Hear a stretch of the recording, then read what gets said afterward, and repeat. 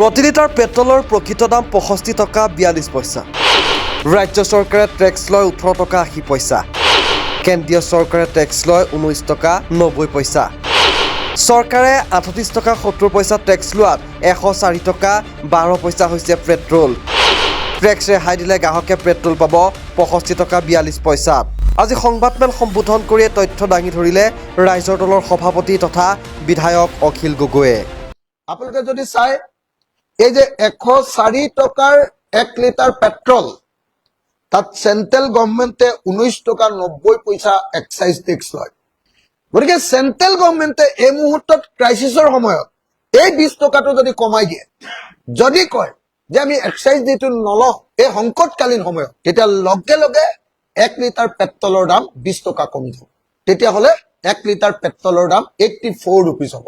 গতিকে এই মুহূৰ্তত আমি সেন্ট্ৰেল গভৰ্ণমেণ্টক এই সংকটকালীন অৱস্থাত এক্সাইজ ডিউটি, পেট্ৰলৰ এক্সাইজ ডিউটি উঠাই ল'বৰ কাৰণে, পেট্ৰলৰ এক্সাইজ ডিউটিৰ পৰা ভাৰতবৰ্ষৰ মানুহক ৰেহাই দিবৰ কাৰণে 19 টকা 90 পইচা ৰেহাই দিবৰ কাৰণে 1 লিটাৰ পেট্ৰলত যিটো কৰ লৈ থাকে, যিটো খাজনা লৈ থাকে, সেই 19 টকা 90 পইচা কমাই দিবৰ কাৰণে মই আহ্বান জনাইছো।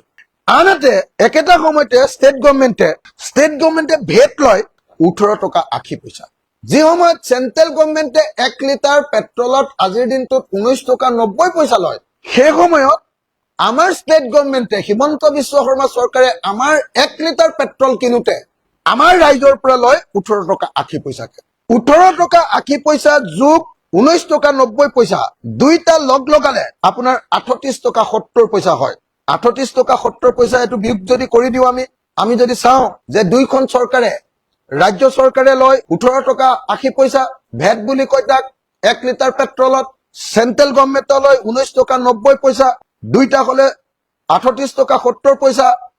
আৰু যদি এই দুটা যদি কমাই দিয়ে, তেতিয়াহ'লে আজিৰ দিনটোত আমি 1 লিটাৰ পেট্ৰল অসমৰ গুৱাহাটী মহানগৰত 1 লিটাৰ পেট্ৰল আমি 65 টকা 42 পইচাত আমি পাব পাৰো। যিটো পেট্ৰলৰ আচল দাম 65 টকা 42 পইচা, তাত সব কোম্পানী বিলাকৰ লাভ ধৰিলো 65 টকা 42 পইচা, সেই পেট্ৰলত চেন্ট্ৰেল গভৰ্ণমেণ্ট আৰু ষ্টেট গভৰ্ণমেণ্টে 38 টকা 70 পইচা কৰ লোৱাৰ কাৰণে আজি আমি 1 লিটাৰ পেট্ৰল 104 টকা 12 পইচাত কিনিবলগীয়া পৰিস্থিতি।